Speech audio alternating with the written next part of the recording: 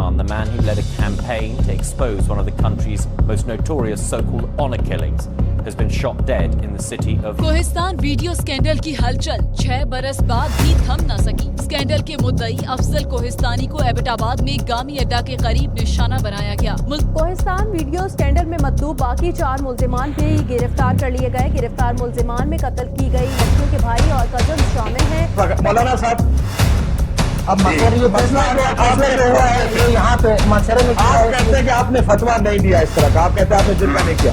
ये बताइए वो खवातीन जिंदा है या मर गई? वो तो हमारे इल्म में जिंदा है।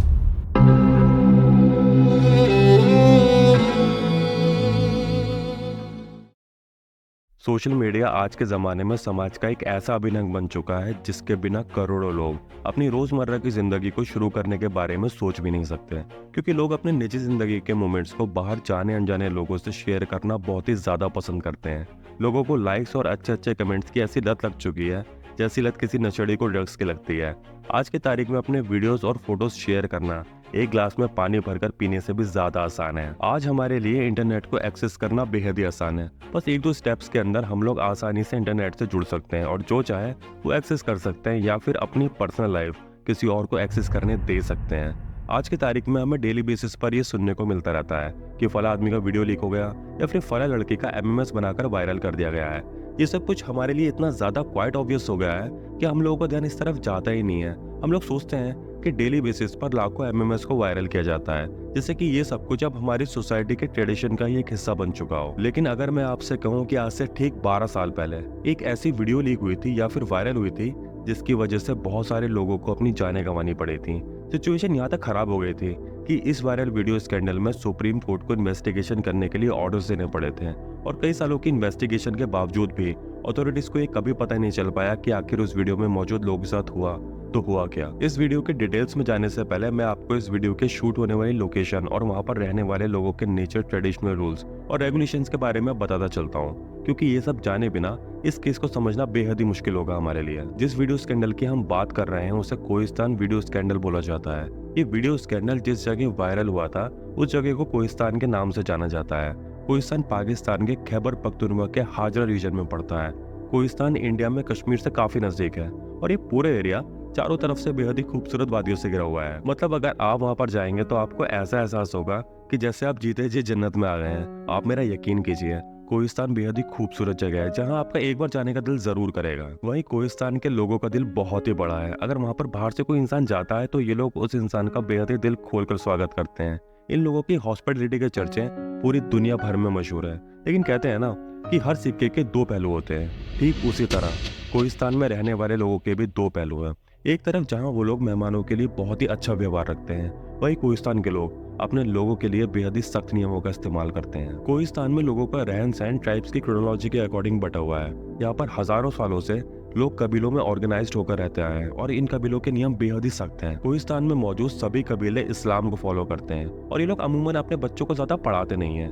मेल पॉपुलेशन में लगभग 17.23% लड़के ही पढ़े लिखे होते हैं, वहीं फीमेल पॉपुलेशन में हार्डली 2.95% लड़कियां ही पढ़ी लिखी होती हैं।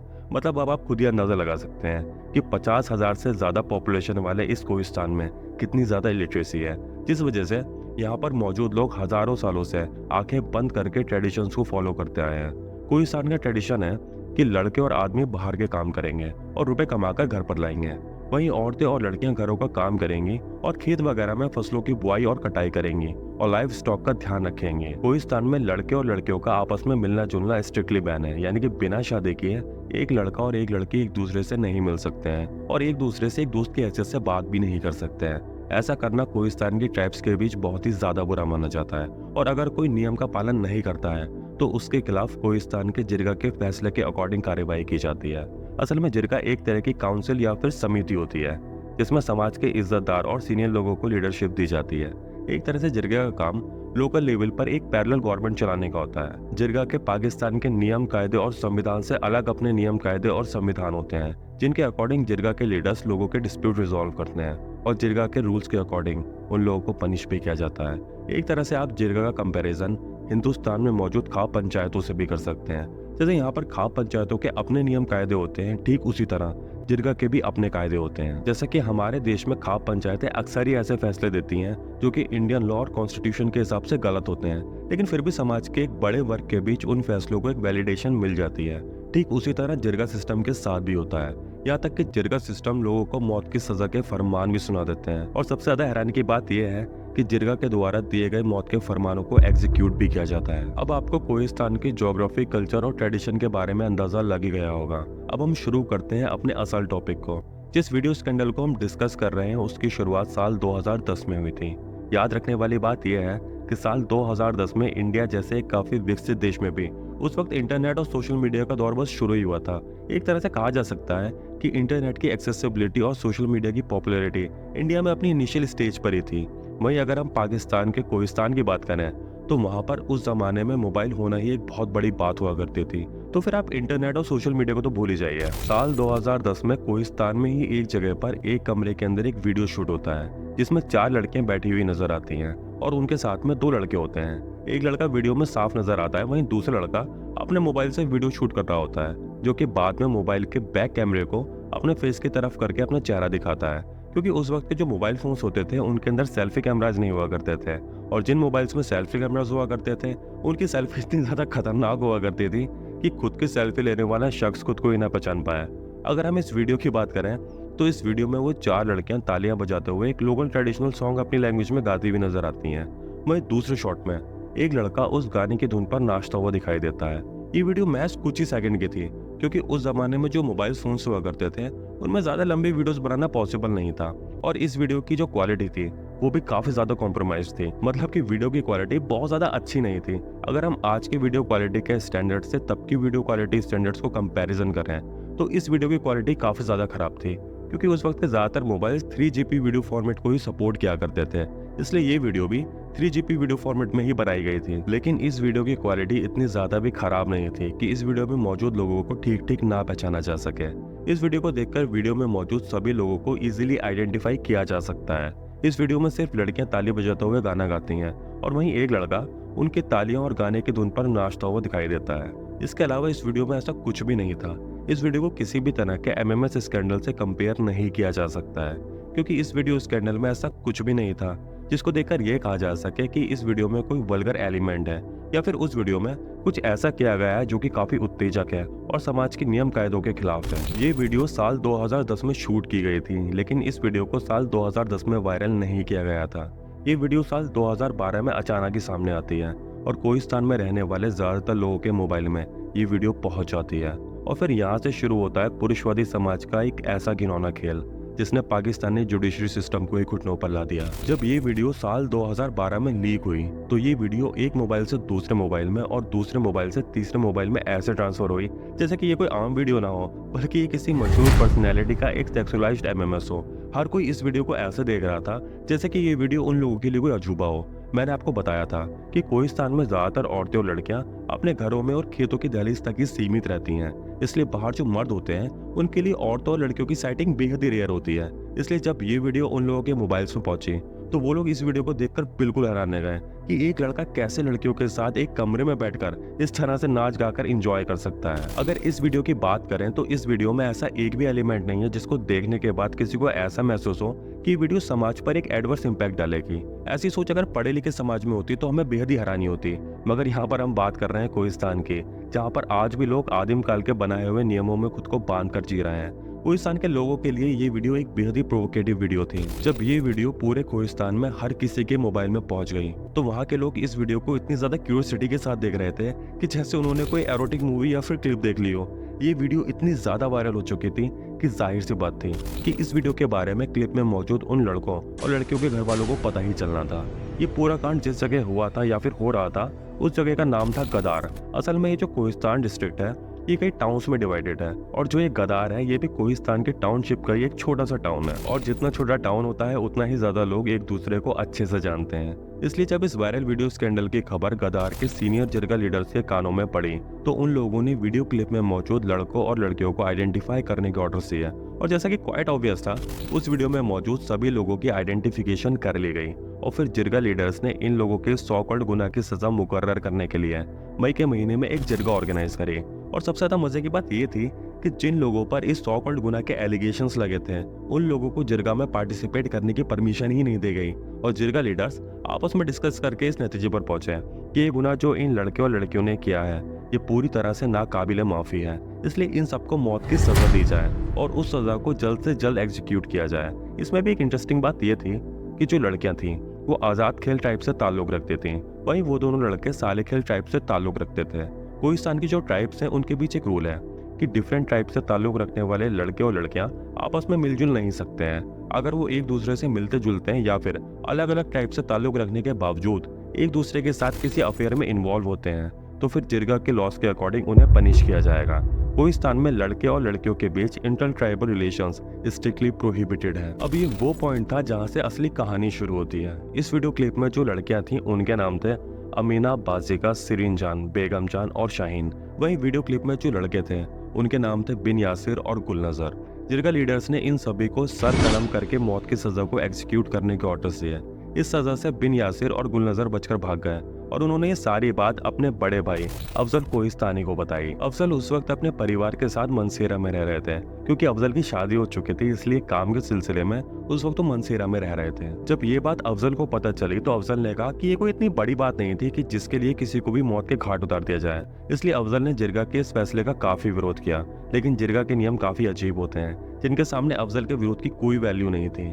जिरगा के नियमों के अकॉर्डिंग अगर कोई लड़का या फिर लड़की कोई ऐसा काम करते हैं जिनके चलते उनके परिवार को या फिर उनके कबीले को बदनामी का सामना करना पड़ता है तो ऐसी सिचुएशन में उस पर्टिकुलर लड़के और लड़की के साथ साथ उनके पूरे परिवार को मौत के घाट उतार दिया जाता है। और इसके पीछे लॉजिक ये दिया जाता है कि उनके लड़के या फिर लड़की ने शर्मिंदगी भरा ऐसा काम किया है जिसकी वजह से उनके परिवार को लाइफ टाइम जिल्लत भरी जिंदगी जीनी पड़ेगी, इसलिए उनके परिवार के लिए जिल्लत भरी जिंदगी जीने से ज्यादा अच्छा है कि वो मर जाए। इसलिए कोहिस्तान में अगर कोई ऐसा कांड होता है जिसमें लड़की या फिर लड़के के थ्रू कोई ऐसा एक्ट कमिट होता है जो जिरगा की नज़र में काफ़ी एम्बैरेसिंग होता है तो इस कंडीशन में उनके परिवार को भी जिरगा के द्वारा मर्डर कर दिया जाता है। बिन यासिर और गुलनजर के भाई अफजल कोहिस्तानी की सोच कोहिस्तान में रहने वाले लोगों से काफ़ी अलग थी। अफजल कोहिस्तानी अपनी एक टेलर की शॉप चलाया करते थे और साथ में वो एक लॉयर के लिए एज एन असिस्टेंट भी काम किया करते थे और साथ में वो अपने खाली वक्त में कानून की पढ़ाई भी किया करते थे। इसलिए अफजल की सोच अपने आसपास रहने वाले लोगों से काफ़ी अलग थी। अफजल के लिए जिरगा के saw called law medieval time के लॉ थे और अफजल के अकॉर्डिंग किसी को भी जिरगा के इन लॉस के बेस पर सजा नहीं दी जा सकती। अफजल के लिए पाकिस्तान का कानून और पाकिस्तान का कॉन्स्टिट्यूशन ही सब कुछ था, इसलिए अफजल ने लोकल पुलिस थाने में जिरगा के इस ऑर्डर के अगेंस्ट कंप्लेन लॉन्च करी। मगर कमाल की बात यह थी कि पुलिस ने अफजल की इस कंप्लेन के अगेंस्ट कोई भी एक्शन नहीं लिया और पुलिस की इसी नेग्लिजेंस की वजह से अफजल को कुछ दिनों के बाद पता चला कि वीडियो में मौजूद सभी लड़कियों को जिरगा के द्वारा मर्डर कर दिया गया है और उन लड़कियों को एक सेक्लूडेड पहाड़ी पर ले जाकर ज़बा कर दिया गया है, यानी कि उन लड़कियों का गला रेत कर उनको मार दिया गया है। अफजल कोहिस्तानी जिरगा के इस हेनेस एक्ट को रोकने के लिए बहुत सारी पाकिस्तानी अथॉरिटीज के पास गए, लेकिन किसी भी अथॉरिटी ने अफजल की फरियाद पर कोई खास ध्यान नहीं दिया।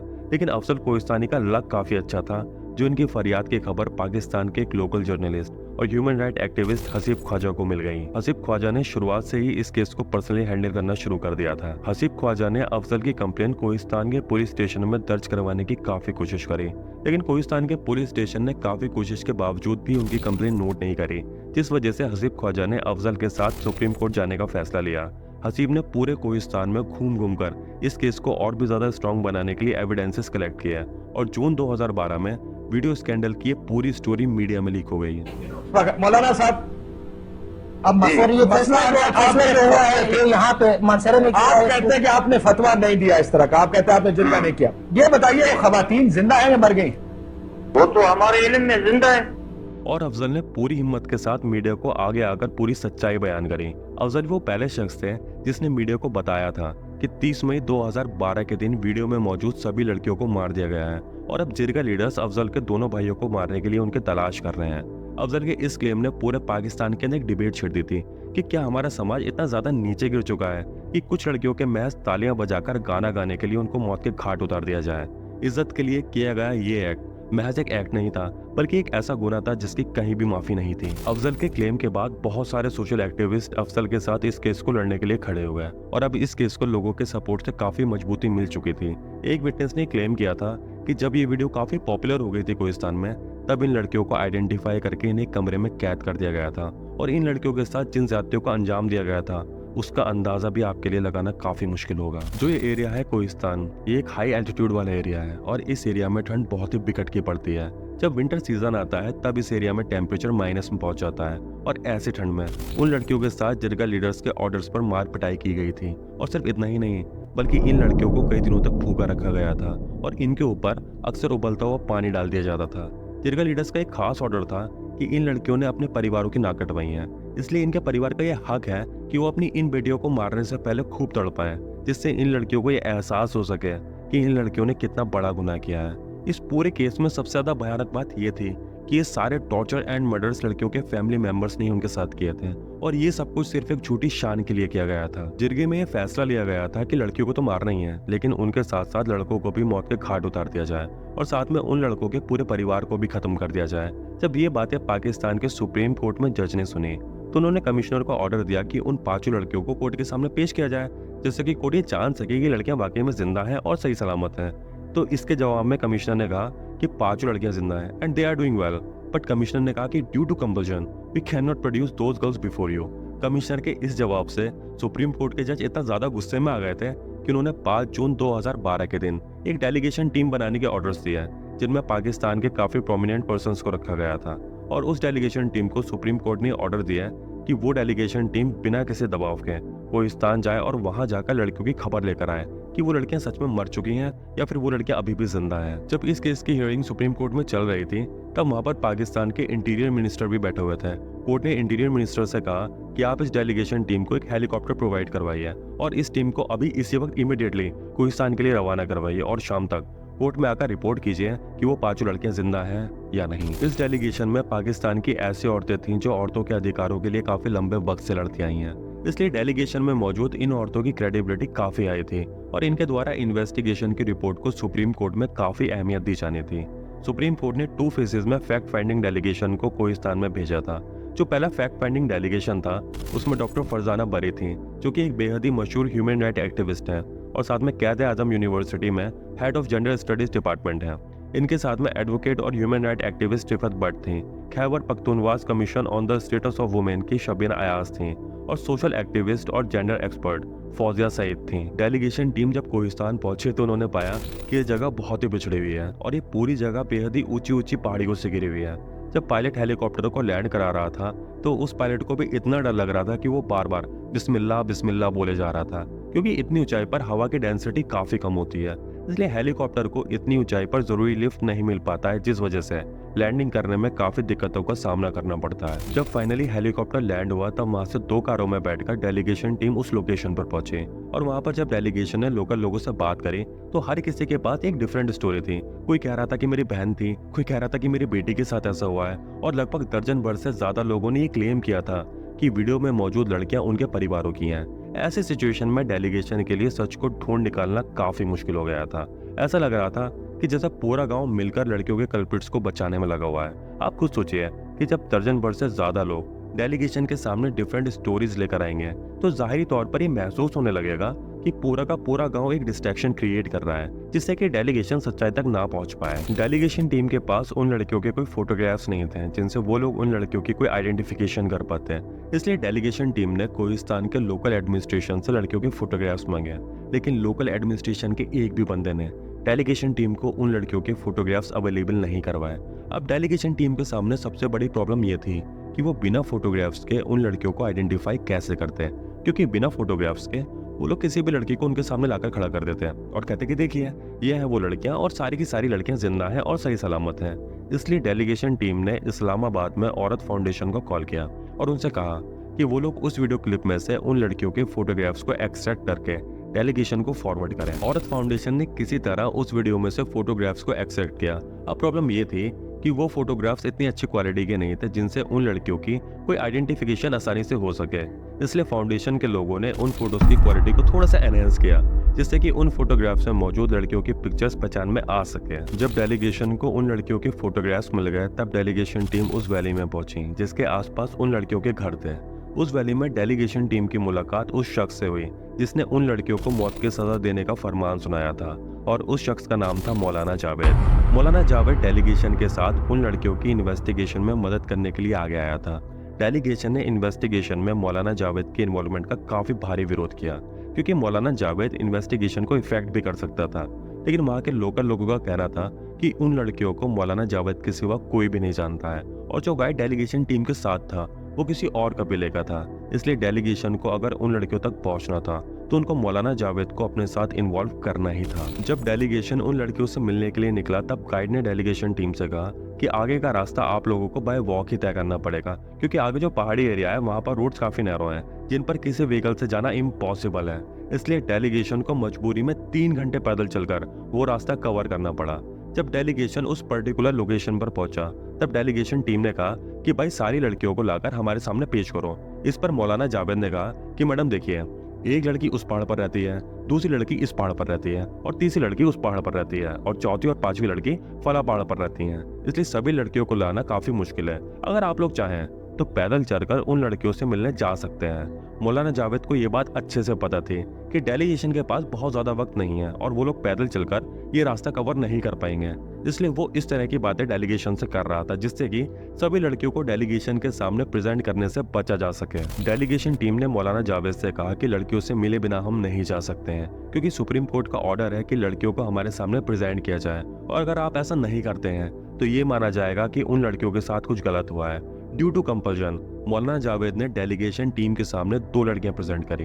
वो दोनों लड़कियां वैसी रेड कलर के शॉल्स पहने हुए थी जैसे उन्होंने वीडियो में पहने हुए थे। उनमें से एक लड़की का नाम था अमीना, जो कि उस वीडियो में मौजूद लड़कियों में से ही एक थी, और यही लड़की अमीना है, ऐसा मौलाना जावेद डेलीगेशन के सामने प्रूव करने की लगातार कोशिशें कर रहा था। यहाँ पर डेलीगेशन के सामने सबसे बड़ा बैरियर ये था कि जो लैंग्वेज वो अमीना नाम की लड़की बोल रही थी, वो लैंग्वेज डेलीगेशन के समझ में ही नहीं आ रही थी, क्योंकि पहाड़ों पर जो लैंग्वेज बोली जाती है वो आम बोलचाल की भाषा से काफी अलग होती है। इसलिए डेलीगेशन डायरेक्टली उस लड़की से कोई बात नहीं कर पा रहा था। उन्हें एक ट्रांसलेटर के थ्रू उस लड़की से बात करनी पड़ रही थी। अब वो ट्रांसलेटर उस लड़की को क्या बता रहा था, इस बात से डेलीगेशन पूरी तरह अनजान था, और वो लड़की डेलीगेशन से जो कह रही थी वो सही था या नहीं, ये बात डेलीगेशन को पता चलनी ऑलमोस्ट इम्पॉसिबल थी, क्योंकि ट्रांसलेटर डेलीगेशन और उस लड़की के बीच हो रही बातों को मैनिपुलेट कर सकता था। बात करने के बाद डेलीगेशन ने अपने पास मौजूद फोटोग्राफ से उस लड़की के फेस को मैच करने की कोशिश करी।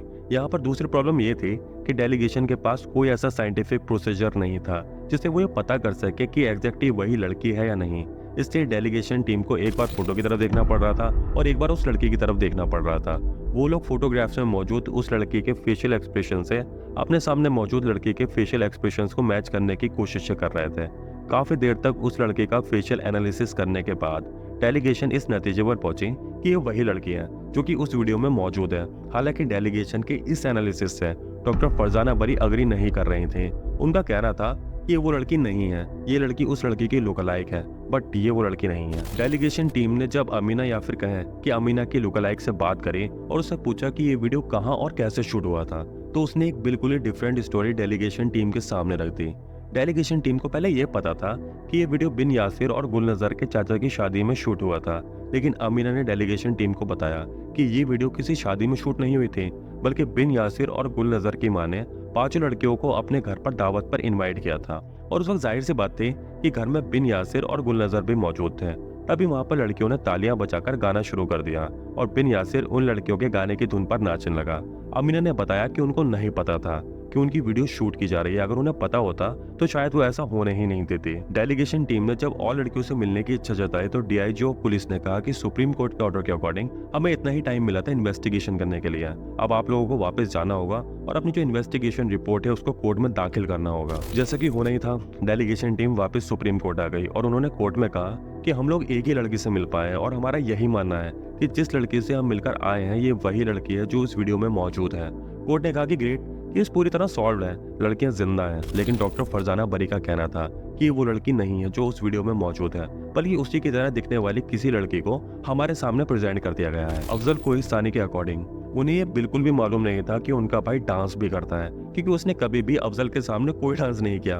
वो हमेशा घर में काफी शांत रहा करता था, उसको देखकर कोई भी नहीं कह सकता था कि वो कभी डांस भी करता होगा। हम लोगों के घरों में भी ऐसा कोई ना कोई मेंबर जरूर होता है जो सबके सामने बड़ा शरीफ सा और सीधा साधा सा होता है, लेकिन वहीं अपने दोस्तों के सामने वही इंसान बड़ा ही वाइल्ड होता है। हालांकि इसमें कुछ भी गलत नहीं है, क्योंकि हर इंसान की अपनी अपनी अलग शख्सियत होती है। बिन यासिर और गुलनज़र सिर्फ एक ही बात कह रहे थे कि उनकी ये वीडियो एडिटेड है, क्योंकि बिन यासिर जिस वीडियो में नाच रहा था वो वीडियो अलग थी, और लड़कियां जिस वीडियो में तालियां बजाकर गाना गा रही थी वो वीडियो अलग थी।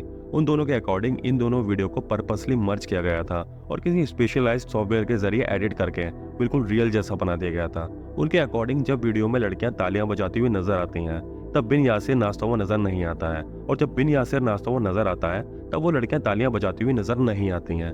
कुल मिलाकर उनके कहने का मतलब था कि वो पांचों लड़कियां और बिन यासिर और गुलनज़र वीडियो के एक ही फ्रेम में कहीं पर भी नजर नहीं आते हैं, इसलिए ये वीडियो डॉक्टर्ड है। लेकिन इसी बात के जवाब में जर्नलिस्ट हसीब ख्वाजा कहते हैं कि हम लड़कों के सेंटिमेंट्स को बहुत अच्छे से समझते हैं। लड़कों की उम्र काफी कम है, जिस वजह से उनके अंदर समझदारी का लेवल भी काफी कम है। वो लोग काफी घबराए हुए हैं, जिस वजह से खुद को बचाने के लिए वो दोनों ऐसी कहानियां बना रहे हैं। यानी कि वो वीडियो डॉक्टर्ड नहीं थी, वो वीडियो एकदम ऑथेंटिक थी, लेकिन जान का खतरा होने की वजह से बिन यासिर और गुलनज़र वीडियो को डॉक्टर बता रहे थे। यहाँ पर हम बिन यासिर और गुलनज़र की मेंटल सिचुएशन को अच्छे से ऑब्जर्व कर सकते हैं कि वो दोनों कितने खौफ में रहे होंगे, जो उन्होंने खुद की जान को बचाने के लिए इतना ज्यादा बचकाना झूठ बुना। अफजल के अकॉर्डिंग इस वीडियो वाले मुद्दे को इतना ज्यादा एम्पलीफाई करने के पीछे एक रीजन और था, और वो रीजन था उनकी एंसेस्ट्रल प्रॉपर्टी। अफजल कोहिस्तानी की फैमिली की कोहिस्तान डिस्ट्रिक्ट के अलग अलग एरियाज में काफी प्रॉपर्टीज हैं, और ये प्रॉपर्टीज ज्यादातर लैंड और बिल्डिंग के रूप में उनके पास थी, जिसकी वैल्यू काफी ज्यादा थी। और अब आप लोग समझ ही गए होंगे कि अफजल कोहिस्तानी की एंसेस्ट्रल प्रॉपर्टी पर बहुत सारे लोगों की नजरें रही होंगी। ये भी एक रीजन हो सकता है कि जानबूझकर किसी ने इस वीडियो को इसलिए वायरल किया हो कि बिन यासिर और गुलनज़र की फैमिली को कोहिस्तान डिस्ट्रिक्ट से भगाया जा सके, और उनकी जो एंसेस्ट्रल प्रॉपर्टी है जिसकी कीमत करोड़ों में हो सकती है उसको हड़पा जा सके। इस केस में जो भी हो, लेकिन इस पॉइंट को इस पूरे केस में नजरअंदाज नहीं किया जा सकता है। 16 जून 2012 के दिन ठीक एक हफ्ते के बाद सुप्रीम कोर्ट ने एक दूसरी डेलीगेशन टीम को कोहिस्तान के लिए रवाना किया। इस डेलीगेशन में पहली डेलीगेशन टीम की डॉक्टर फरजाना बरी थी, और उनके साथ पार्लियामेंट्रियन बुशरा गौहर थी, और साथ में पाकिस्तान की फीमेल जज जस्टिस मुनीरा थी, और साथ में कई सारे सिक्योरिटी पर्सनल्स थे। बाद में इस डेलीगेशन को केपी के प्रोविंस के उस वक्त के मिनिस्टर ऑफ इंफॉर्मेशन ने भी ज्वाइन किया था, जहाँ पर उन्होंने एक पब्लिक मीटिंग को एड्रेस किया था और वहाँ पर लोगों को समझाने की काफी कोशिश की थी।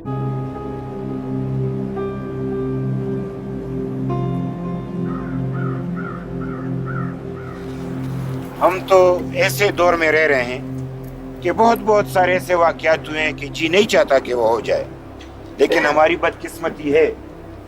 ये एक अच्छा शगुन है कि एक मसले को इतनी हवा दी गई कि सारे पाकिस्तान की इज्जत को भी दो पे लगा दिया गया, इंसानियत को इज्जत वो भी दो पे लगा दिया गया, और सारी दुनिया ये समझ रही है कि हम जानवर हैं, कि अगर कोई शादी बयान खुशी मनाए तो फिर हम उनको कत्ल करते हैं, ज़बह करते हैं, और वो भी इस तरह के जरगा करके। जरगा हमारा एक बहुत ये कह रहे हैं। बाद में डेलीगेशन टीम के सामने एक और लड़के को पेश किया गया, जिसका नाम उन लोगों के अकॉर्डिंग सिरीन जान था, और वो लड़की भी उस वीडियो में मौजूद थी। लेकिन यहाँ पर भी यही सवाल था कि आखिर ये असली सिरीन जान है या फिर इस बार भी सिरीन जान से मिलती जुलती किसी लड़की को यहाँ पर लाकर पेश कर दिया गया है। फिर डेलीगेशन के सामने एक और लड़की को लाकर पेश किया गया और उसका नाम बताया गया बेगम जान, और यहाँ पर भी फिर वही सवाल था कि आखिर ये बेगम जान ही है या फिर उसकी जैसी कोई हमशक्ल है। यहाँ पर डेलीगेशन के सामने फिर वही प्रॉब्लम थी कि उन लोगों को इन लड़कियों की जुबान नहीं आती थी, इसलिए फिर से उन लोगों को एक ट्रांसलेटर का सहारा लेना पड़ा। और सबसे ज्यादा मजे की बात ये थी कि ट्रांसलेटर कोई और नहीं था बल्कि उन लड़कियों का ही एक रिश्तेदार था। अब सवाल ये था कि आखिर वो लड़कियों से क्या कह रहा था। ये बात डेलीगेशन को बिल्कुल भी पता नहीं थी, और वो लड़की डेलीगेशन से क्या कह रही थी इस बात को भी उस ट्रांसलेटर के थ्रू ही समझा जा सकता था। ऐसी सिचुएशन में वो ट्रांसलेटर अपनी तरफ से कोई भी बात बनाकर डेलीगेशन के सामने रख सकता था, और डेलीगेशन को इस मिस्टीरियसनेस का पता तक नहीं चल पाता। लेकिन डेलीगेशन वहाँ पर मौजूद लोगों के फेशियल एक्सप्रेशंस को अच्छे से समझ पा रहा था, क्योंकि इंसान के मन के अंदर जो चल रहा होता है वो उसके चेहरे पर आ ही जाता है। वहाँ पर मौजूद लड़कियों में से एक की माँ हाथ जोड़कर डेलीगेशन से कुछ कह रही थी, और वो औरत बहुत ही ज्यादा टेरिफाइड नजर आ रही थी। उसको देखकर ऐसा लग रहा था कि जैसा मानो किसी ने उस औरत को बहुत ही ज्यादा डरा दिया हो, और उस डर को उस औरत के चेहरे पर साफ देखा जा सकता था। वहीं वो लड़की जिसको बेगम जान बताया जा रहा था वो भी काफी गुस्से में नजर आ रही थी। वो गुस्सा क्यों कर रही थी ये बात डेलीगेशन को समझ में नहीं आ रही थी, बट वो लड़की काफी ज्यादा गुस्से में थी। जस्टिस मुनीरा ने उन लड़कियों के आईडी प्रूफ्स लिए, उनके स्टेटमेंट्स लिए, और साथ में उनके फिंगरप्रिंट्स भी लिए। वहीं डॉक्टर फरजाना ने फिर से नोटिस किया कि जिन लड़कियों को उनके सामने प्रेजेंट किया गया है उनके फेशियल पैरामीटर्स वीडियो में प्रेजेंट लड़कियों के फेशियल पैरामीटर्स से पूरी तरह मैच नहीं कर रहे हैं। मतलब वो लड़कियां वीडियो में मौजूद लड़कियों जैसी जरूर दिख रही थी, लेकिन उन लड़कियों का फेशियल स्ट्रक्चर वीडियो में मौजूद लड़कियों से थोड़ा डिफरेंट था। इसलिए डॉक्टर फरजाना बरी ने कहा कि वो लड़कियां नहीं हैं जो वीडियो में मौजूद हैं। डेलीगेशन टीम ने माना कि ये वही लड़कियां हैं जो वीडियो में मौजूद हैं और जस्टिस मुनीरा ने कहा कि हमारे पास सफिशिएंट अमाउंट ऑफ एविडेंसेस हैं और अब हमें यहाँ पर रुकने की कोई जरूरत नहीं है। लेकिन डॉक्टर फरजाना बरी वहीं पर रुकना चाहते थे और वो चौथी लड़की को देखना चाहते थे जिसका नाम था बाज़िका। डॉक्टर फरजाना ने जब बाज़िका से मिलने की इच्छा जताई तो वहां पर मौजूद लोगों ने कहा कि वो पहाड़ों पर ऊपर जा चुकी है और वो प्रेग्नेंट है, जिस वजह से उसको नीचे नहीं लाया जा सकता है। ऑब्वियस सी बात थी कि उन लोगों की एक स्ट्रेटेजी थी कि जिससे कि उन्हें बाज़िका को डेलीगेशन के सामने ना लाना पड़े। डॉक्टर फरजाना बरी अपनी इसी बात पर अड़ी हुई थी कि वो उस लड़की से मिलकर ही जाएंगे, भले ही उनको पूरा पहाड़ चढ़कर वहां पर जाना पड़े। तब पुलिस कमिश्नर और डीआईजी ऑफ पुलिस ने डॉक्टर फरजाना बरी से कहा कि मैडम हम आपको फैसिलिटेट कर सकते हैं, लेकिन वहां पर आपको अपने ही रिस्क पर जाना पड़ेगा। अगर आपके साथ कुछ भी होता है तो फिर हमारी कोई जिम्मेदारी नहीं होगी। यानी कि वो सीधा सीधा बोल रहे थे कि इन्वेस्टिगेशन यहीं पर खत्म होती है और अगर आपके अंदर सच जानने का ज्यादा ही कीड़ा है then you are at your own. Simple सी बात है, मजबूरी में डॉक्टर फरजाना बरी को कोहिस्तान छोड़कर डेलीगेशन के साथ ही वापस जाना पड़ा। यहाँ पर एक बात बिल्कुल साफ थी कि जिस तरह से लड़कियों के परिवारों ने और साथ में कोहिस्तान के लोगों ने डेलीगेशन के सामने अपना रवैया रखा था, उससे एक बात शीशे की तरह साफ थी कि वो लोग डेलीगेशन से कुछ ऐसा छुपा रहे थे जिसकी सच्चाई बेहद स्याह और भयानक थी। वो लोग कुछ ऐसा जरूर जानते थे जो वो नहीं चाहते थे कि डेलीगेशन को उसके बारे में पता चले। 20 जून 2012 के दिन डेलीगेशन इस्लामाबाद वापस आया और डेलीगेशन ने अपनी रिपोर्ट सुप्रीम कोर्ट में सबमिट करी। रिपोर्ट में साफ मेंशन था कि जो लड़कियां वीडियो में थीं वो जिंदा हैं और सही सलामत हैं। सुप्रीम कोर्ट ने पहले डेलीगेशन की रिपोर्ट को सेकंड डेलीगेशन की रिपोर्ट के साथ कंसीडर करते हुए उन लड़कियों को जिंदा माना और इसी के साथ सुप्रीम कोर्ट ने इस केस को क्लोज कर दिया। लेकिन सुप्रीम कोर्ट के जज ने इस केस का फैसला सुनाते हुए एक बहुत ही इंपॉर्टेंट बात इस केस के ऑर्डर में मेंशन करी। जज ने कहा कि डॉक्टर फरजाना बरी इस बात से बिल्कुल कन्विंस नहीं है कि लड़कियां जिंदा हैं। उनके अकॉर्डिंग जिन लड़कियों को उनके सामने प्रेजेंट किया गया था वो कोई और थी, इसलिए मैं इस केस को क्लोज जरूर कर रहा हूँ। लेकिन अगर डॉक्टर फरजाना बरी को इस केस में कोई कॉन्क्रीट एविडेंस हाथ लगेगा तो वो इस केस को दोबारा रीओपन करवा सकती हैं और ऑर्डर में लिखी यही बात इस केस के लिए आगे चलकर एक मील का पत्थर साबित होने वाली थी। 4 जनवरी 2013 के दिन अफजल कोहिस्तानी के 3 भाइयों को उन लड़कियों के कबीले वालों ने मार डाला। सिर्फ एक सिंपल सी वीडियो के कारण इतने सारे लोगों को मौत के घाट उतार दिया जा रहा था। लड़कियों के कबीले वालों का कहना था कि अफजल के दोनों भाइयों की वजह से उनकी लड़कियों की और उन लड़कियों की फैमिलीज की काफी इंसल्ट हुई है, जिसका रीइंबर्समेंट किसी भी तरह से नहीं किया जा सकता है।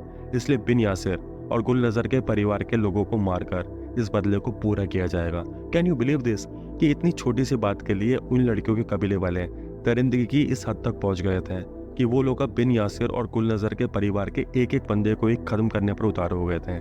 किसी भी सिविलाइज सोसाइटी में हम इस तरह की दरिंदगी की उम्मीद नहीं करते हैं। इस पूरे केस में पुलिस का रोल काफी ज्यादा डाउटफुल था, खास करके कोहिस्तान की पुलिस का। जब अफजल ने कोहिस्तानी पुलिस से मदद मांगी कि उनकी फैमिली को पुलिस के द्वारा प्रोटेक्शन दिया जाए तो पुलिस ने अफजल से कहा कि तुम्हारी दुश्मनी सीधे तौर पर उन लड़कियों के कबीले वालों से हो गई है और इसके जिम्मेदार तुम्हारे भाई हैं। ना वो ये वीडियो वायरल करते और ना ही आज तुम्हारी फैमिली की हालत होती। इसलिए पुलिस ने कहा कि हम तुम्हारी कोई हेल्प नहीं कर सकते हैं, इसलिए आप यहाँ से जा सकते हैं। पुलिस का काम होता है अपने सिटीजन्स को प्रोटेक्ट करना, ना कि उनको उनके हालात पर छोड़ देना। अब सबसे ज्यादा डर की बात ये थी कि उन 5 लड़कियों के कबीले वाले अफजल कोहिस्तानी की फैमिली में बचे हुए लोगों के पीछे आ सकते थे और पूरे चांसेस थे कि वो लोग किसी भी कीमत पर अफजल की फैमिली को छोड़ने वाले नहीं थे। लेकिन इस पॉइंट पर आकर अफजल ने एक डिटर्मिनेशन लिया कि इतना सब कुछ होने के बाद अब वो पीछे नहीं हटेंगे और किसी भी कीमत पर अपने भाइयों को और उन लड़कियों को जो कि अफजल के अकॉर्डिंग मर चुकी थी उन्हें इंसाफ दिलवाएंगे। इस पॉइंट पर आकर अफजल के दिल से मरने का खौफ पूरी तरह से निकल चुका था। अब उनके दिल में सिर्फ एक ही चाहत थी और वो चाहत थी इंसाफ की, अपने भाइयों के लिए और उन लड़कियों के लिए। अब इस केस में एंट्री होती है इंटरनेशनल न्यूज एजेंसी राइटर्स की एक जर्नलिस्ट जिनका नाम है कैथरीन हुरेल्ड। कैथरीन हुरेल्ड ने इस केस में एक बहुत ही क्रूशियल रोल प्ले किया था। उन्होंने उन लड़कियों की फोटोज को वीडियो में से एक्सट्रैक्ट किया और फिर उन फोटोज को डेलीगेशन टीम के द्वारा लिए गए उन लड़कियों के फोटोज के साथ मैच करवाने के लिए ब्रिटेन की एक एजेंसी को भेज दिया जिसका नाम था डिजिटल बैरियर्स। डिजिटल बैरियर्स ने उन फोटोज को साइंटिफिक प्रोसीजर के थ्रू मैच किया और जो रिजल्ट डिजिटल बैरियर्स की रिपोर्ट में आया उसने सबको चौंका दिया। बेगम जान की फोटोज की जब रिपोर्ट बाहर आई तो उसमें मेंशन था कि जो लड़की बेगम जान बताकर डेलीगेशन टीम के सामने प्रेजेंट की गई थी उसकी शक्ल वीडियो में मौजूद बेगम जान से महज 17.5% ही मैच कर रहे थे। यानी कि जो लड़की डेलीगेशन के सामने लाई गई थी वो बेगम जान थी ही नहीं, और ऐसे ही और लड़कियों के फोटोज भी मैच नहीं हो रहे थे, जिससे ये साबित हो रहा था कि शायद वो लड़कियां मारी जा चुकी हैं। यहाँ पर सबसे ज्यादा कॉम्प्लिकेटेड बात ये थी कि जब 2 डेलीगेशन पहले ही कोहिस्तान जाकर एविडेंस ला चुके थे, तो फिर उन एविडेंसेस का क्रॉस एग्जामिनेशन क्यों नहीं किया गया। आई मेंट टू से कि कोर्ट के पास डेलीगेशन के द्वारा लाए गए उन सभी लड़कियों के आइडेंटिफिकेशन प्रूफ्स थे, उनके स्टेटमेंट्स थे, उनके फिंगरप्रिंट्स थे, और साथ में उन लड़कियों के फोटोज थे। और इन सब सबूतों को पाकिस्तान की जांच एजेंसी, जिसको नादरा के नाम से भी जाना जाता है, वो आसानी से इन एविडेंसेस की जांच कर सकती थी। लेकिन कोर्ट का ध्यान इस तरफ क्यों नहीं गया, ये बात आज तक किसी को भी नहीं पता। अगर इस तरफ शुरुआत में ही ध्यान दे दिया जाता तो शायद इस केस की सच्चाई काफी पहले ही बाहर आ जाती। जब फोटोज की ये हकीकत डॉक्टर फरजाना बरी के सामने आई, तब डॉक्टर फरजाना बरी national commission for the status of women के पास गईं, और वहां पर जाकर उन्होंने कमीशन के ऑफिशियल्स को इस बात पर राजी करने की कोशिश करी कि कोहिस्तान की लोअर कोर्ट में एक हेबियस कॉर्पस पेटिशन डाली जाए। असल में हेबियस कॉर्पस पेटिशन को अगर इजीली समझा जाए तो हेबियस कॉर्पस पेटिशन तब दायर की जाती है जब हमें यह पता नहीं होता है कि जिस इंसान को हम ढूंढ रहे हैं वो जिंदा है या नहीं, या फिर जब किसी को पुलिस या फिर कोई प्राइवेट इंसान जबरदस्ती कैद कर लेता है, तब ये पेटिशन कोर्ट में डाली जाती है और कोर्ट ये ऑर्डर देता है कि उस पर्टिकुलर इंसान को कोर्ट में लाकर पेश किया जाए, जिससे कि कोर्ट उस इंसान का पक्ष जान सके और ये पता चल सके कि वो पर्टिकुलर पर्सन जिंदा है और सही सलामत है। डॉक्टर फरजाना बरी की रिक्वेस्ट पर national commission for the status of women की चेयरपर्सन खबर मुमताज इस केस को आगे ले जाने के लिए राजी हो गई, क्योंकि पाकिस्तान में आए दिन ऑनर किलिंग के केसेस की खबरें आती ही रहती हैं, और ऑनर किलिंग का ये नंबर बहुत तेजी के साथ पाकिस्तान में बढ़ता ही जा रहा है। 11 फरवरी 2014 के दिन NCSW ने कोहिस्तान के डिस्ट्रिक्ट कोर्ट में हैबियस कॉर्पस पिटीशन प्रेजेंट करी और ये डिमांड करी कि उन 5 लड़कियों को कोर्ट के सामने पेश किया जाए। मगर जैसा कि होना ही था, उन लड़कियों की फैमिलीज ने और ट्राइब्स ने कोर्ट के इस फैसले को ऑब्जेक्ट किया, और उन्होंने ये कहा कि कोर्ट में लड़कियों को लाना हमारे लिए ऑनर और शेम का सवाल है, इसलिए हम लड़कियों को कोर्ट में लेकर नहीं आएंगे। लेकिन डिस्ट्रिक्ट कोर्ट भी अपने इस फैसले पर डटी रही। कोर्ट ने कहा कि लड़कियों को तुरंत प्रभाव से कोर्ट के सामने पेश किया जाए, और अगर लड़कियां जिंदा नहीं हैं तो उनकी डेड बॉडीज को कोर्ट के सामने प्रोड्यूस किया जाए। कोहिस्तान की डिस्ट्रिक्ट कोर्ट का यह ऐसा पहला ऑर्डर था पाकिस्तान की आज तक की हिस्ट्री में, जिसमें कोर्ट ने अथॉरिटीज को ऑर्डर दिया था कि अगर विक्टिम जिंदा नहीं है तो उनकी डेड बॉडीज को कोर्ट में लाया जाए। सच में सल्यूट है ऐसे जज को जिसने इतने दबाव के बावजूद एक ऐसा ऑर्डर दिया जिसने पाकिस्तान की हिस्ट्री में एक जगह बना ली।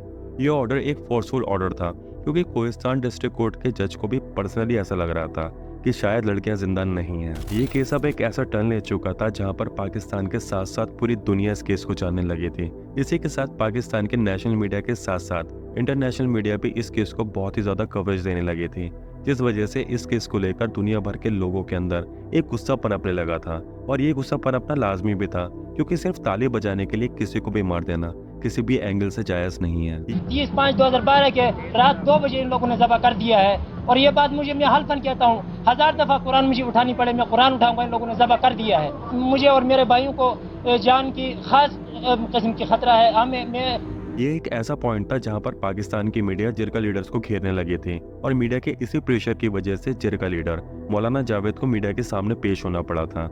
आपको मैं यहाँ पर फिर से बताता चलूं कि मौलाना जावेद ही वही शख्स है जिसके ऑर्डर पर ये सारी मैस फैली थी। जब एक मीडिया पर्सनल ने मौलाना जावेद से लाइव शो में पूछा कि लड़कियां कहाँ हैं, तो मौलाना जावेद ने जवाब दिया कि जनाब लड़कियां जिंदा हैं और वो सही सलामत हैं और अच्छे से रह रही हैं।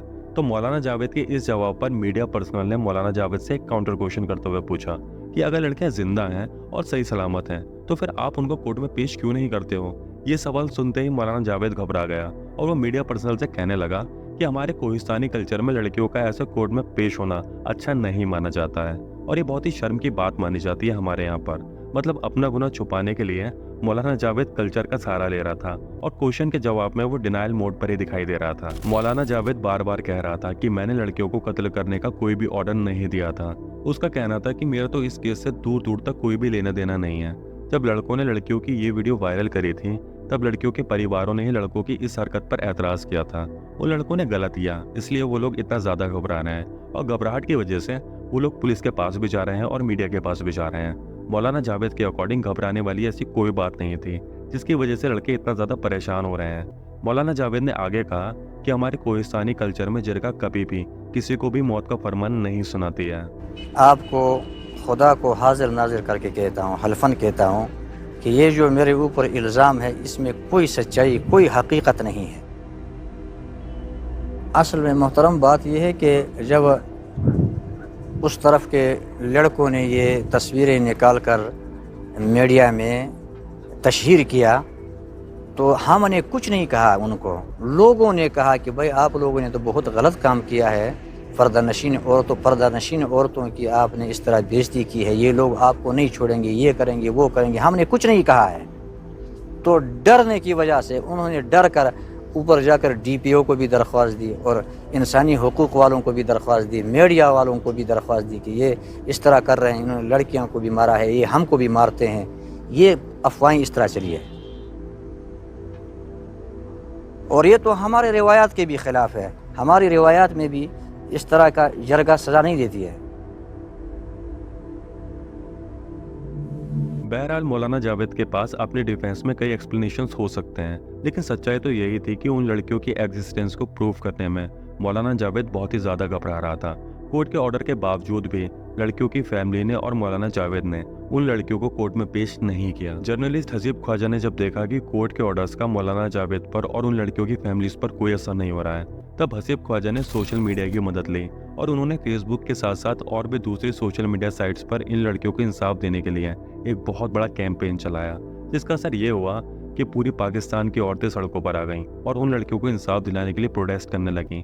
पाकिस्तान जैसे मुल्क में जहाँ पर माना जाता है कि औरतों को काफ़ी ज़्यादा दबा कर रखा जाता है, वहाँ पर औरतों का इस तरह से इंसाफ के लिए सड़कों पर आना बेशक काबिल तारीफ है। असल में इन प्रोटेस्ट के जरिए सुप्रीम कोर्ट ऑफ पाकिस्तान पर दबाव बनाया जा रहा था कि इस केस को फिर से रीओपन किया जाए और इस केस में एक नए सिरे से इन्वेस्टिगेशन की जाए।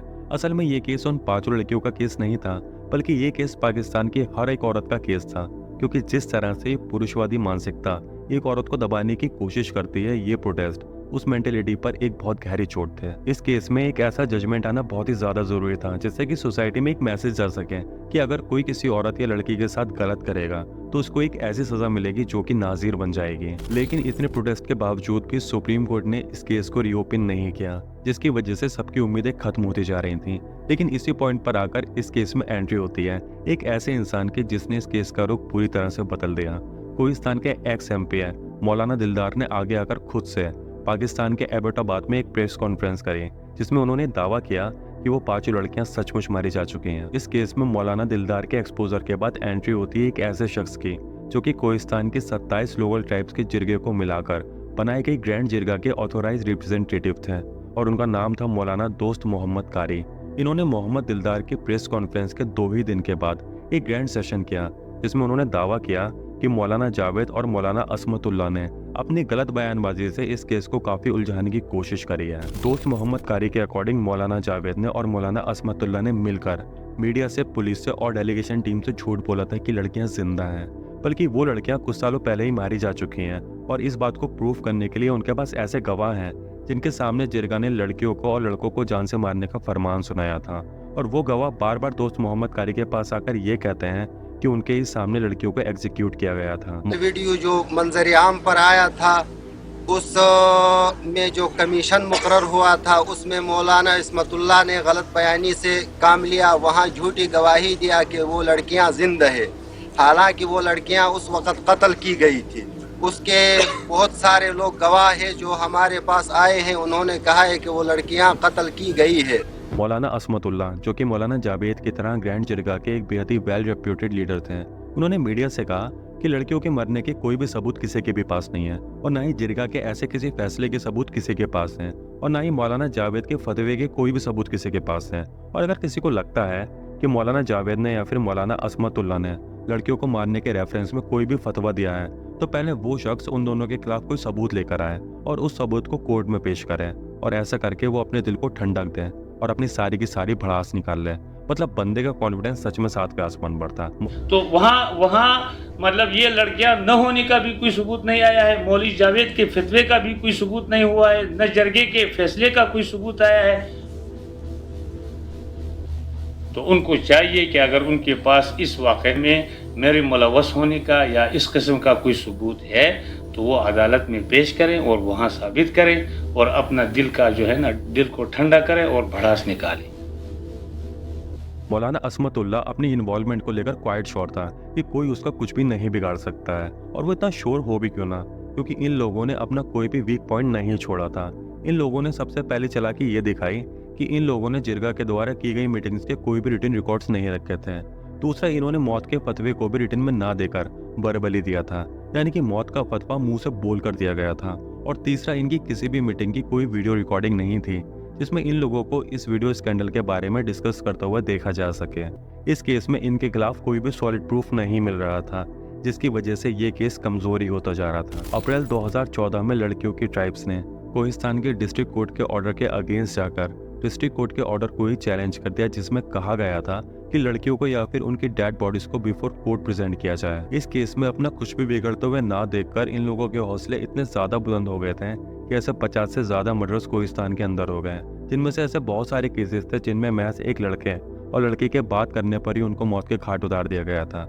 इस केस के क्लोज होने की वजह से पूरे पाकिस्तान में जहाँ जहाँ जिरगा कल्चर था वहाँ ऐसे केसेस के नंबर्स काफी तेजी से बढ़ते जा रहे थे, क्योंकि सबको ये एतबार हो गया था कि जिरगे का कानून पाकिस्तान के कानून से और कॉन्स्टिट्यूशन से ऊपर है, इसलिए वो लोग जो चाहें जिसके साथ चाहें जब चाहे कर सकते हैं। वहीं इसके दूसरी तरफ इस केस को रीओपन करने के लिए पाकिस्तान की सड़कों पर प्रोटेस्ट बढ़ते जा रहे थे। इन प्रोटेस्ट में मर्द और औरत बराबरी की हिस्सेदारी में थे और ये लोग गीत गाकर और नुक्कड़ नाटकों की मदद से इस केस के रिकॉर्डिंग लोगों को अवेयर कर रहे थे और साथ में पाकिस्तानी गवर्नमेंट और कोर्ट पर दबाव बना रहे थे कि इस केस को फिर से खोला जाए। 11 सितंबर 2014 के दिन लड़कियों के कबीले वालों ने पाकिस्तान हाई कोर्ट में सेशन कोर्ट के ऑर्डर के अगेंस्ट चैलेंज कर दिया कि वो लोग अपने कल्चरल डोगमा की वजह से उन लड़कियों को बिफोर कोर्ट प्रोड्यूस नहीं करेंगे।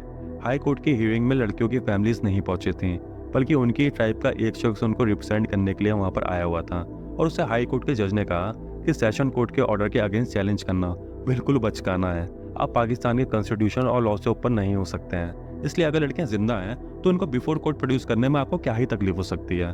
उन लड़कियों की ट्राइब्स की तरफ से जो रिप्रेजेंटेटिव आया हुआ था उसने कोर्ट की बात सुनी और फिर उसके बाद हियरिंग अगली डेट के लिए एडजर्न कर दी गई और फिर वो वहां से चला गया। जब ट्राइब्स का वो रिप्रेजेंटेटिव हाई कोर्ट से बाहर निकला तब जर्नलिस्ट हबीब ख्वाजा ने उसको एक टीवी इंटरव्यू के लिए कन्विंस कर लिया। उस रिप्रेजेंटेटिव का नाम था हबीब उर रहमान और उसने मजहबी वजहों का हवाला देते हुए अपना चेहरा कैमरे में दिखाने के लिए मना कर दिया। उससे हसीब ने पूछा कि इस केस की वजह से आपकी इतनी ज्यादा बदनामी हो रही है, इसलिए क्यों ना आप 1 मिनट के लिए उन लड़कियों को कोर्ट में ले आएं जिससे साबित हो सके कि लड़कियां जिंदा हैं और सही सलामत हैं। इससे ये केस हमेशा हमेशा के लिए बंद हो जाएगा। इस पर हबीबुर रहमान ने अपना वही घिसा पिटा राग अलापना शुरू कर दिया कि लड़कियां जिंदा हैं और वो अपने सो कॉल्ड कल्चरल डोगमा की वजह से उन लड़कियों को बिफोर कोर्ट प्रोड्यूस नहीं कर सकते हैं। इसके बाद उसने और जवाब देने से मना कर दिया और वो वहां से चला गया। 17 अक्टूबर 2014 के दिन हाई कोर्ट ने एक ऐसा फैसला दिया जिसकी किसी को भी उम्मीद नहीं थी। हाई कोर्ट ने सेशन कोर्ट के ऑर्डर को बैन कर दिया जिसमें कहा गया था कि लड़कियों को बिफोर कोर्ट प्रोड्यूस किया जाए, और इसके पीछे हाई कोर्ट ने बाद में कहा कि सुप्रीम कोर्ट ने इस केस को क्लोज कर दिया है, इसलिए इस केस पर सुनवाई करने का कोई भी मतलब नहीं है। हाई कोर्ट के इस फैसले ने सबकी उम्मीदों पर पानी फेर दिया और न्याय मिलने की आखिरी उम्मीदों को भी हमेशा हमेशा के लिए दफना दिया। मुझे पर्सनली ऐसा महसूस होता है कि 17 अक्टूबर की इस तारीख को पाकिस्तान की हिस्ट्री में काला दिन घोषित कर देना चाहिए, क्योंकि इस दिन इंसाफ की जीते जी मौत हुई थी। इसके बाद कुछ महीने ऐसे गुजर जाते हैं और फिर वक्त आता है साल 2015 की गर्मियों का। जर्नलिस्ट हसीब ख्वाजा ने दोस्त मोहम्मद कारी से और मौलाना दिलदार से इस केस को रीओपन करने में मदद मांगी। इसलिए पहले तो दोस्त मोहम्मद कारी और मौलाना दिलदार हसीब ख्वाजा को इधर उधर का बहाना बनाकर टहलाते रहे। फिर बाद में हसीब को पता चला कि मोहम्मद कारी और मौलाना दिलदार का सेटलमेंट जिरगा लीडर्स के साथ हो गया है और अब इन दोनों को लड़कियों को न्याय दिलाने की कुछ भी नहीं पड़ी है। जाहिर सी बात है कि इन दोनों को लड़कियों के कबीलों की तरफ से और जिरगे की तरफ से कोई ना कोई मॉनेटरी और पॉलिटिकल बेनिफिट मिला था, जिसके चलते इन दोनों को अब इस केस में कोई भी इंटरेस्ट नहीं रहा था। इसी तरह उस वक्त ये केस पूरी तरह से बंद हो गया और मायूसी की गहरी कब्र में कहीं सो गया। साल 2016 में बिन यासिर और गुलनज़र की शादी हो गई, लेकिन आज तक ये लोग छुप कर रह रहे हैं। मुझे बड़ी अफसोस के साथ बताना पड़ रहा है कि 6 मार्च 2019 के दिन, यानी कि मेरे बर्थडे वाले दिन, अफजल कोहिस्तानी को पाकिस्तान के खैबर पख्तूनख्वा के एबोटाबाद में उनके भतीजे ने गोली मारकर मौत के घाट उतार दिया। अफजल कोहिस्तानी इस केस के बैकबोन थे और उन्होंने अपनी सोसाइटी के ऑर्थोडॉक्स ट्रेडिशंस और आइडियोलॉजी के अगेंस्ट जाकर इस केस को इसके अंजाम तक पहुंचाने की भरसक कोशिश की थी। अफजल कोहिस्तानी को इस केस का शहीद भी कहा जा सकता है, क्योंकि अफजल कोहिस्तानी एक सोल्जर की तरह आखिरी सांस तक लड़ते रहे। साल 2014 में अफजल कोहिस्तानी के 3 बड़े भाइयों को मारने के जुर्म में 5 लोगों को उम्र कैद की सजा सुनाई गई, वहीं एक शख्स को मौत की सजा दी गई। और सबसे बड़ी बात यह थी कि जितने भी कत्ल हुए थे उन सब में उन लड़कियों के रिश्तेदार शामिल थे।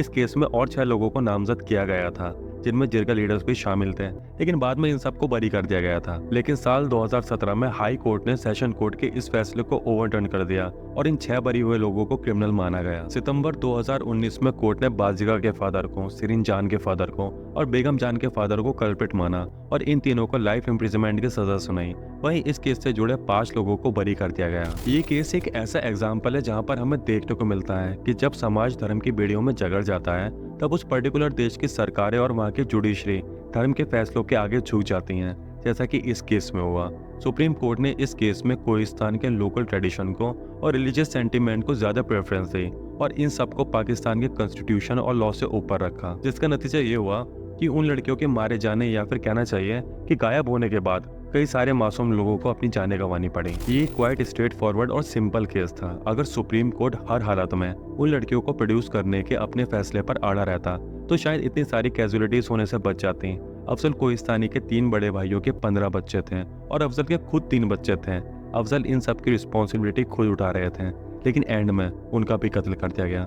सलाम है अफजल कोहिस्तानी की हिम्मत को और साथ में जनरली सजीब ख्वाजा और डॉक्टर फरजाना बरी की हिम्मत को कि इन दोनों ने आखिरी तक अफजल का साथ दिया और इस केस को पूरी ईमानदारी के साथ लड़ा। आज की तारीख तक ये कंफर्म नहीं है कि वो लड़कियां जिंदा हैं या नहीं और ना ही उन लड़कियों की आज तक कोई लाश मिली है। उन लड़कियों की मौजूदगी का सबूत मिलना ही अपने आप में एक बहुत बड़ी बात होगी। इस केस में 5वीं लड़की को सिर्फ इसलिए मारा गया था क्योंकि उसने अपनी बहन से बात कर ली थी और उसकी बहन को जिरगा की तरफ से मौत का फरमान सुनाया गया था, इसलिए उसको भी मौत के घाट उतार दिया गया। इस केस से जुड़ी एक डॉक्यूमेंट्री पहले से ही मौजूद है। अगर आपको इस केस के बारे में और भी ज्यादा जानना है तो आप इस डॉक्यूमेंट्री को देख सकते हैं, लिंक डिस्क्रिप्शन में मौजूद है, आप क्लिक करके देख सकते हैं। इसी के साथ आज की ये वीडियो यहीं पर खत्म होती है। आई होप ये वीडियो आपको पसंद आई होगी। अगर सच में पसंद आई है तो वीडियो को लाइक कर दें और कमेंट करके जरूर बताएं कि आपको वीडियो कैसी लगी। इसी के साथ चैनल को सब्सक्राइब भी जरूर से कर लें। अब आपसे मुलाकात होती है अगली वीडियो के साथ। तब तक के लिए बी हैप्पी, बी विजिलेंट।